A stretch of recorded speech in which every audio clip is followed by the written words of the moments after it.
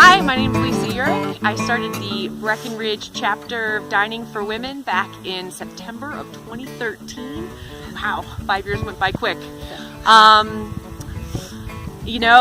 had met a gal in Atlanta, Georgia, and she just got back from a trip to Kenya, and she was telling me all about this organization she was involved with called Dining for Women.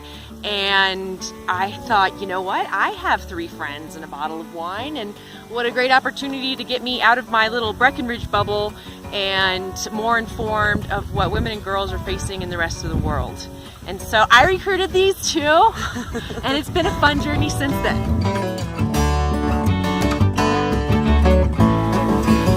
So my name is Abby Brown. I joined, I think, in 2014, and then helped Lisa by becoming a co-chair in 2015. She kind of just suckered me into it, but it was great. It was a great idea, and our goal at the time was to really try and get more people involved. At that point, we were having meetings with maybe anywhere between 3 and 6 people, and to do so, one of our ideas was to expand upon the project for that month, and that was by having a person, actually one person in charge that month, to get some more information, to try and learn a little bit more maybe about that culture or that country that can then help just provide more discussion for that particular project each month.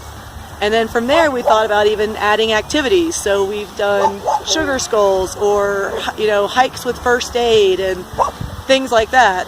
So Full moon snowshoes, because that's also kind of how our lifestyle is up here. That's how we spend a lot of our free time. So it made sense to try and integrate these 2 ideas together, and it's helped because our numbers have grown. We have a high attendance rate for our meetings, and people get interested in our so that's what I got involved for.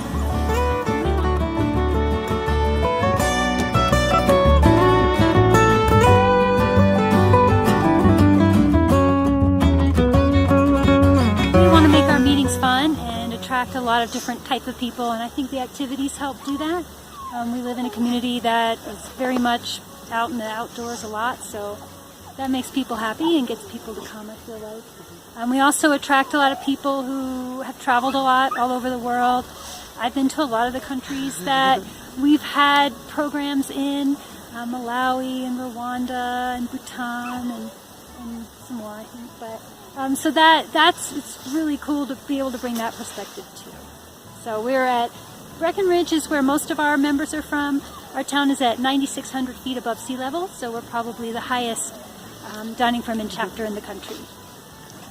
Yeah, and we live in a very active community here in Summit County. We are surrounded by, 4 or 5 ski resorts and 2 ski areas, 2 reservoirs, and that's what our membership wants. And one of our goals was to try and avoid this from just becoming a social gathering. We wanted to make sure that the focus remained on the topic of that monthly project for Dining for Women. So by doing that and adding that one person that can do a little bit more research or having an activity, it allows us to always kind of bring that conversation back to the project rather than letting it just get into everyone's personal lives or just sort of a gathering with wine and food. Oh, and that's we should point out that one person that decides to do the presentation and learn more about the country and culture, we have a little costume for them. Yeah. A headpiece and a cape.